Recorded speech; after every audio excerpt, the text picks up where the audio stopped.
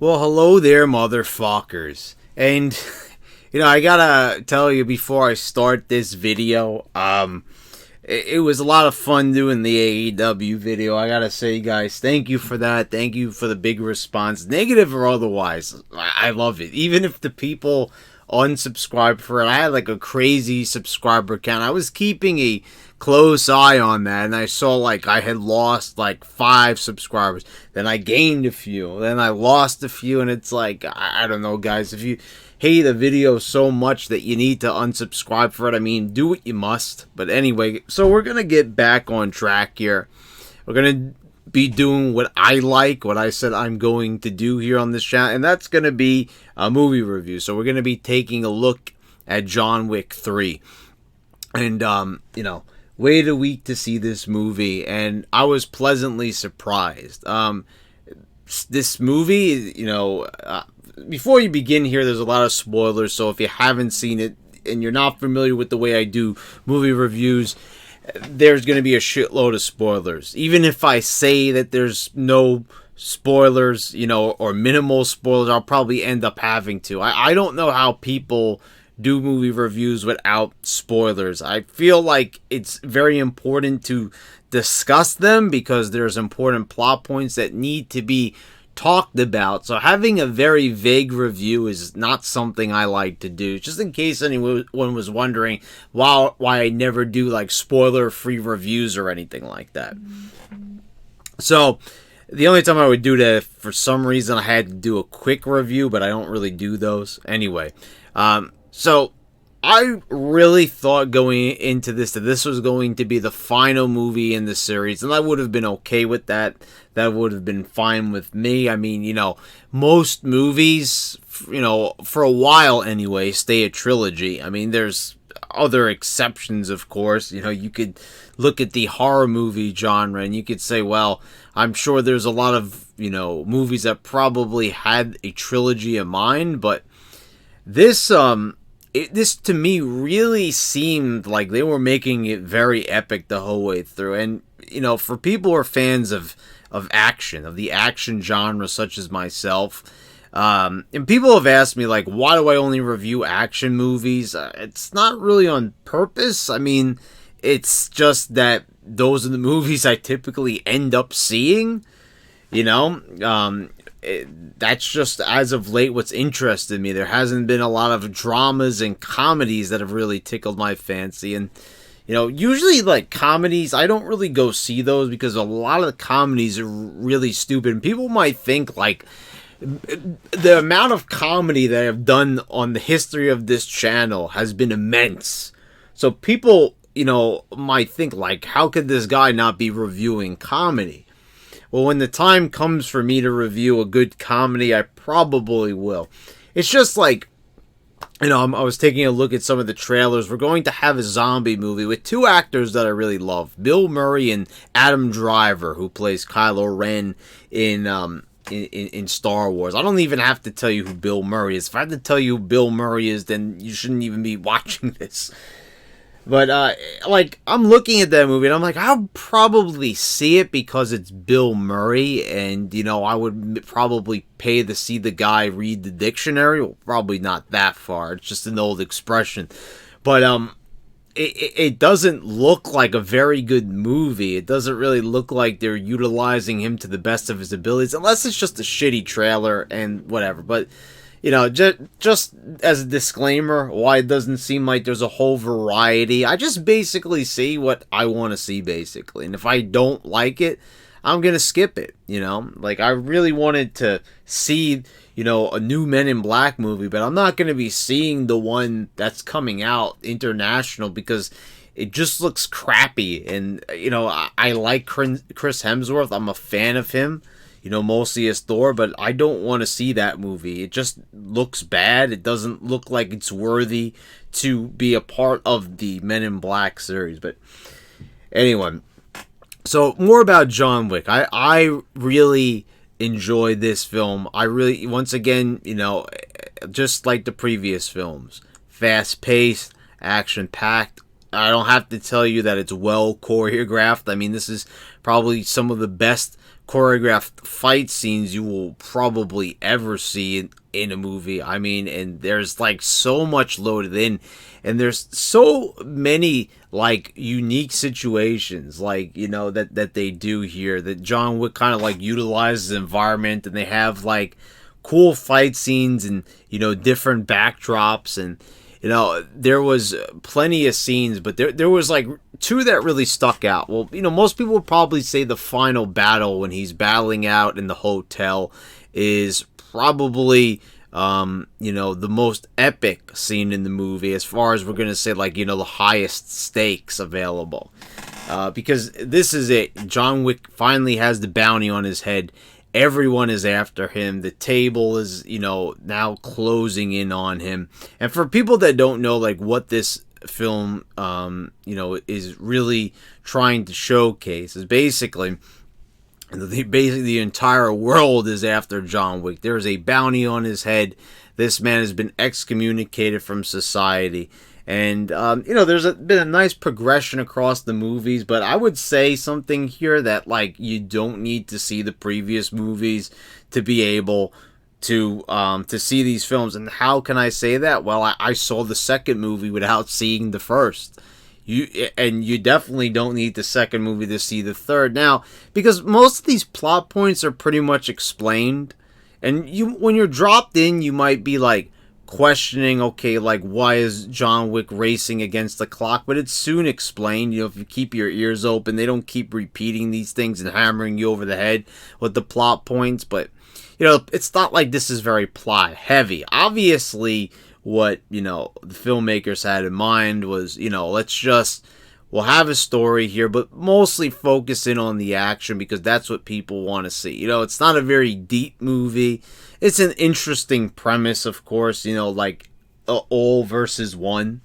And, you know, Wick gets a few helping hands along the way, such as Halle Berry, which was very surprising to see her show up. And that was pretty awesome, having her come in there, just basically out of nowhere, assisting John in a big, massive fight scene. And these are really big fight scenes, and they go on way longer than in the second movie even, and I wasn't getting tired of them. Like, I was really, like, engaged in this. I said, like, wow, this is, you know, really good, and they keep it fresh.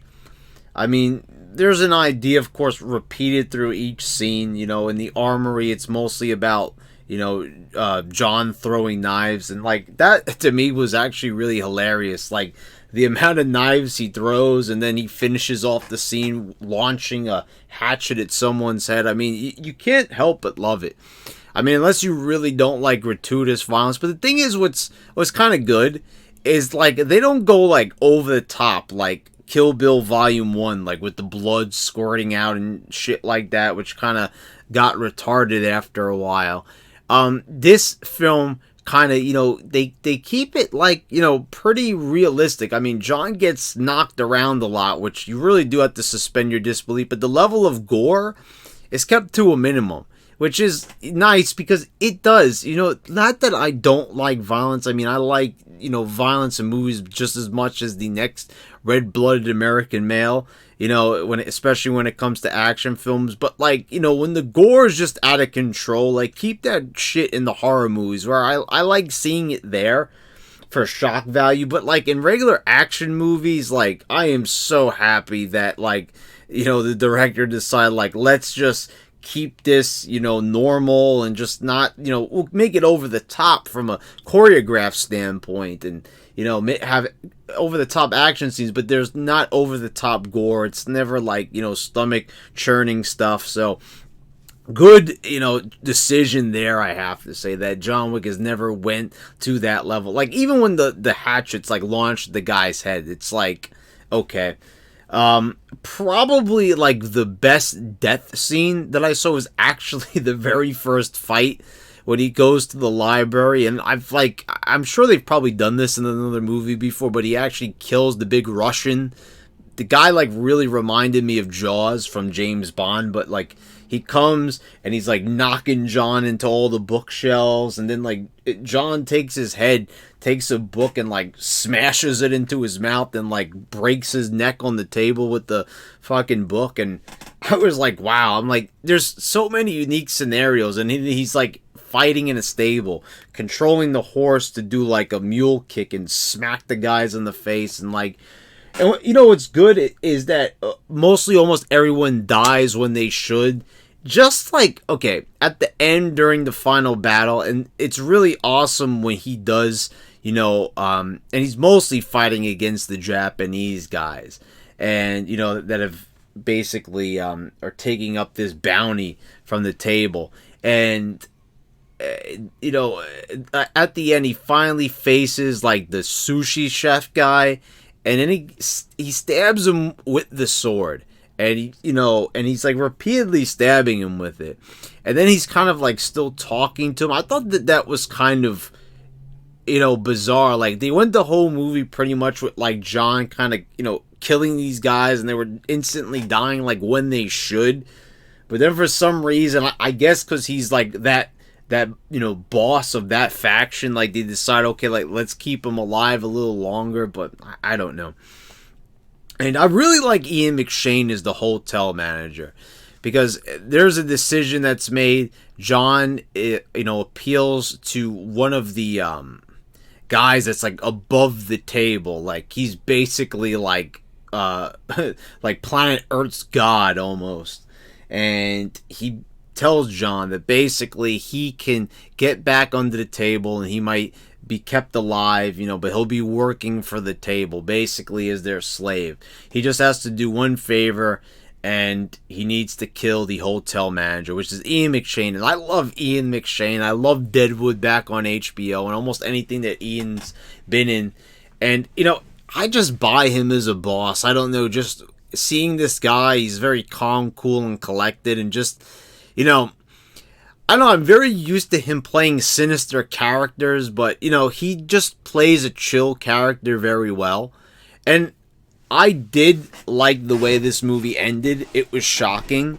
To a point. I mean, I wasn't like, oh my god, like that type of thing. It was kind of like, I could see why they might have went in that route. So, you know, there's a big fight scene. He decided, you know, he's going to stick with Ian McShane, with the hotel manager.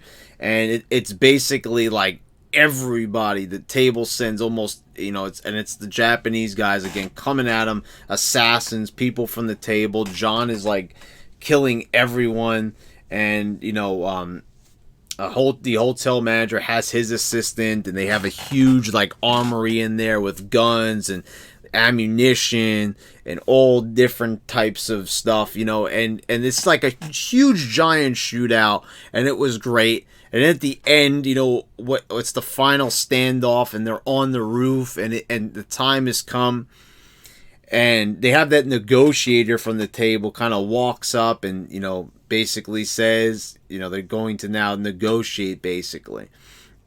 And then he just shoots John. John just goes careening off the roof. He like smacks into like 3 or 4 fire escapes on the way down. I knew he wasn't dead, but it, you know, Ian McShane kind of, you know, offered up John Wick there, and now he's back in the good graces. So he turns on John even after all that, and I could see, like, you know, where they were going for there. Like, after all that, you know, the allegiance to the table is still what stays strong. You know, and he also wanted to show strength to the table. They kind of explained that in the last few lines of dialogue, and, you know, that's understandable. And then we see at the end that Lawrence Fishburne, who we thought was, you know, I didn't think he was dead, because basically when they start, you know, paying everyone back who tried, you know, who helped John Wick in the second movie. They want everyone to step down. They want Ian McShane to step down. They want Lawrence Fishburne to step down. And Lawrence Fishburne's punishment was 7 cuts. So they cut him 7 times. But, like, I kind of figured, like, they said 7 cuts. They could have just, like, chopped his head off or something like that if they wanted to kill him.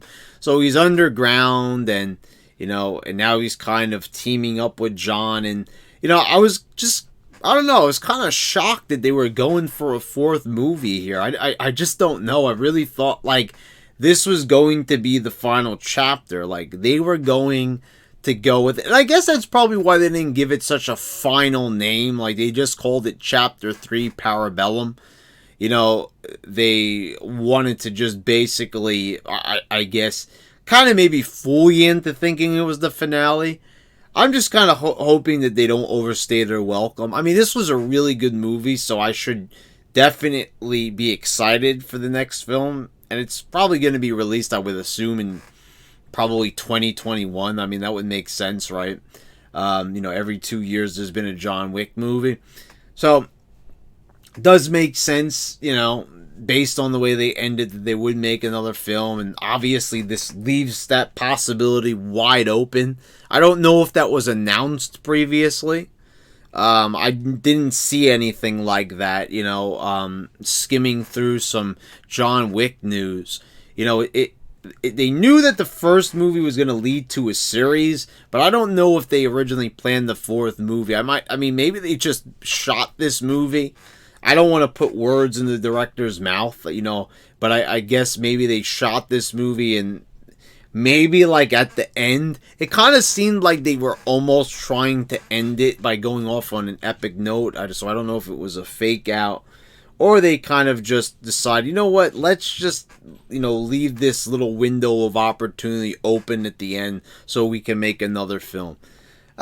And if it ends up being good, I say, let's make a fifth film. As long as the films are of good quality, even if, number 4 is slightly less as good as, the third film, this one that I'm talking about, I'm fine with that. As long as, like, the movies are at least good, or like at least worth the price of admission, I'm all for it. Make as many as you want, as long as you can keep up the level of quality.